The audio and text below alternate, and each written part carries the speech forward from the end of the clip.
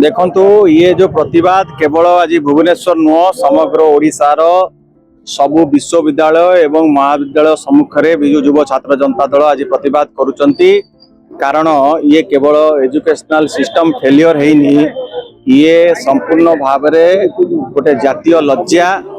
22 लाख छात्र छात्री जोटा Bharat वर्षर सबुठारु important competitive exam से परीक्षा देइथिले एवं थरे नुह चारि थर नीट एग्जाम आपण देखुचंती पेपर लीक होउची, एग्जाम बातिल होउची एवं ए सरकार कुंभकर्ण निद्रा शोइची।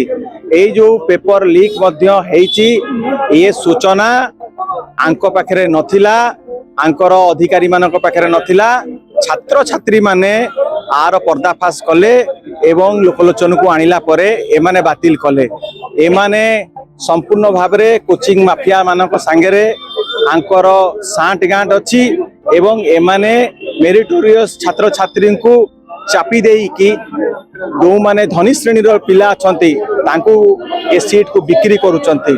कारण एमानकर से सीरियसनेस नहीं, आंकर पिला माने आंकर निजर जो संतान माने आउ संतति माने से माने एठी पाठ पढ़ुना से माने विदेश रे पाठ पढ़ुचंती। सेति नीट परीक्षा केते कष्ट से कथा से जंत्रणा एमाने हृदयगम करि परिबे नाही। एवं आज ए विफलतार एकमात्र कारण हला आंकर गोटिए लक्ष्य रहउची, आंकर शक्ति सामर्थ्य। एमाने केवल किपरि भाबरे निर्वाचन परे निर्वाचन राज्य परे राज्य जय करिवे, निर्वाचन सफलता केमती आको मिलिवो सेति पई एमाने सबु शक्ति खटई दउचंती, सबु मनोनिवेश सेइतरे करूचंती। किंतु तांकर जो मंत्रालय रहिची मिनिस्ट्री, तांकर जो डिपार्टमेंट रहिची डिपार्टमेंट कथा रिव्यू मध्य करंती नाही। आज पर्यंत गोटे रोबस्ट मेकानिज्म आसिला नाही को भली भाबरे गोटे एरर फ्री एग्जाम हेई परिबो। एमाने आज मध्य कैजुअली नउचंती, आज मध्य एमाने लेखिके देई परिबेनी जे आसंता नीट परीक्षा से पेपर मध्य लीक हबो नाही।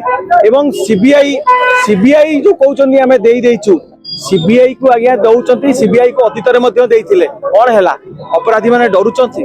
तामाने ये केते आंकर जो व्यवस्था रही ए व्यवस्था को अपराधी माने खातिर करूनांती। एथरे संपूर्ण भाव आंकर हाथ रही एवं छात्र छात्री मानकर भविष्य को एमाने अंधकार को ठेली देइचंती। छात्र छात्री माने जो स्वप्न देखिथिले डॉक्टर हबार से स्वप्न आगे चुरमार हो जाइए। अभिभावक माने पिला नहीं कि भविष्य एते सैक्रिफाइस करथिले सेगुड़ा मध्य आज पानी रे पड़ी जाइए। आंकर आउ नैतिक अधिकार नाही से जगार रहिया पई।